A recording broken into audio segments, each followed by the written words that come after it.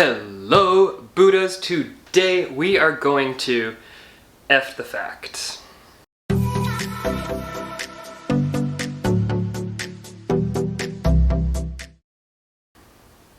Now, Buddhas, before we get started, I'd really appreciate, and I do thank you ahead of time for hitting that like button, hitting that subscribe button, and sharing this with anybody who you think this can benefit in any way, so that we can get this to 1 billion Buddhas.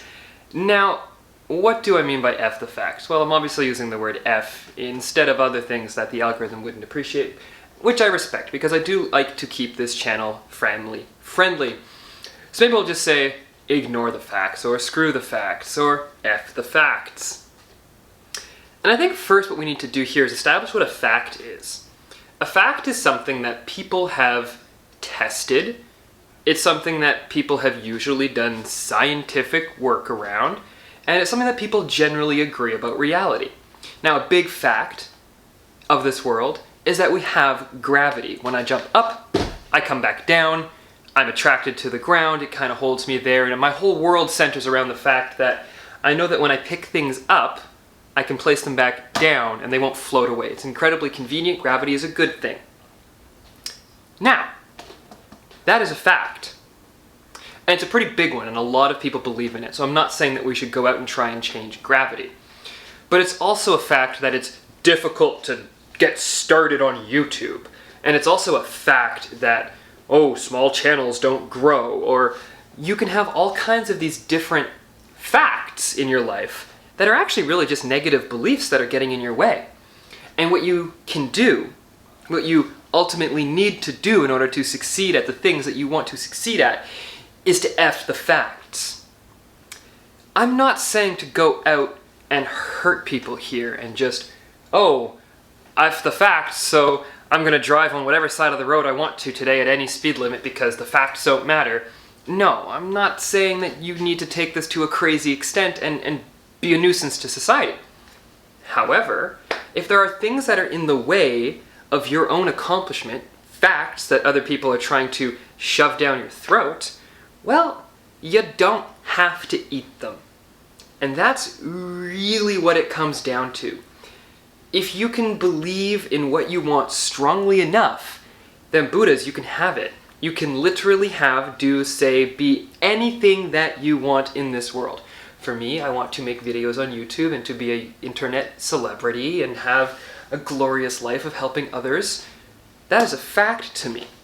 That is the way that I see myself, and I'm working in defining that and continuing, but it's not a fact to a lot of other people because there's not a heck of a lot of tangible proof that that is what I am doing right now.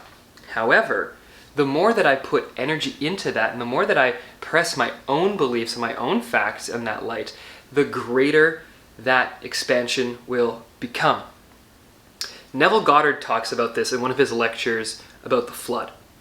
And this analogy is a little bit biblical. I apologize if that triggers anybody, but I thought it was just so fantastic.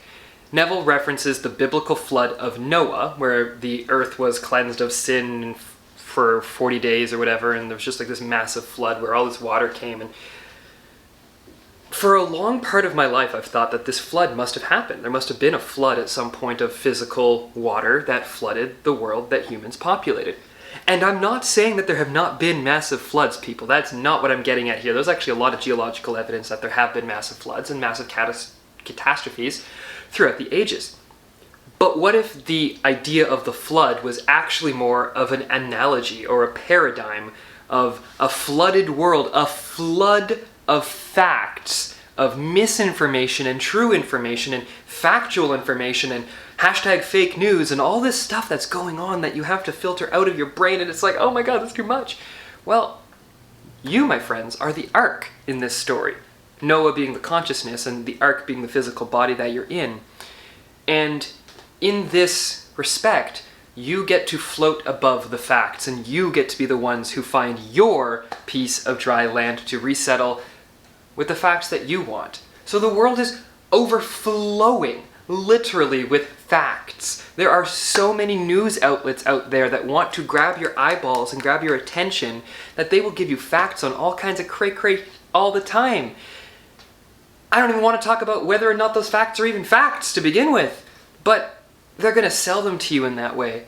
And the world is literally filled with that.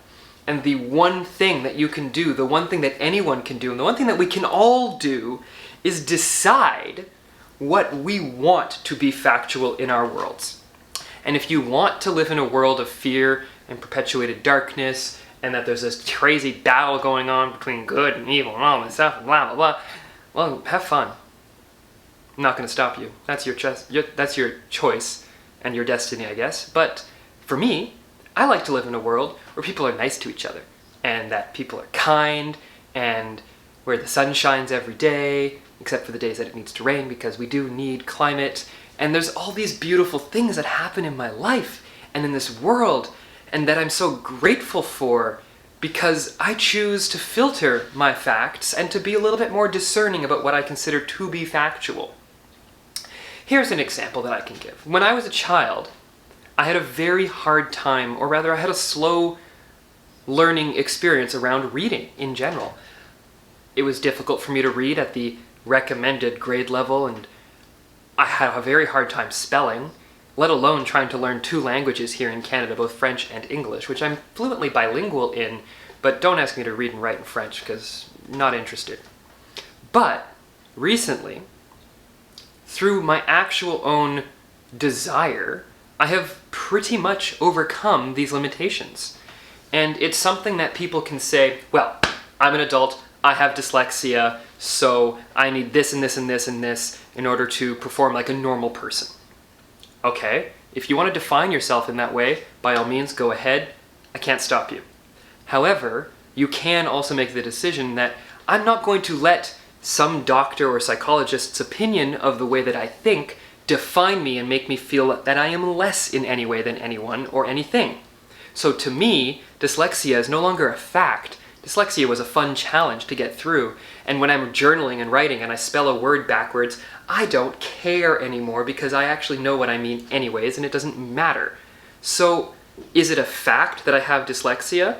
Maybe. Do I give it any power or do I care? Not at all. Also, spell check is the greatest thing that was ever invented. Thank you, Microsoft, or whoever did that. So, what are the facts? Well, the facts are that I might have dyslexia, but if I focus my entire world around that, then I'm going to have a really hard time. So in choosing to ignore that fact and create my own, I've been able to cure it. So, Buddhas, let me know what you think down below. I'm going to be posting some Neville Goddard lectures as well.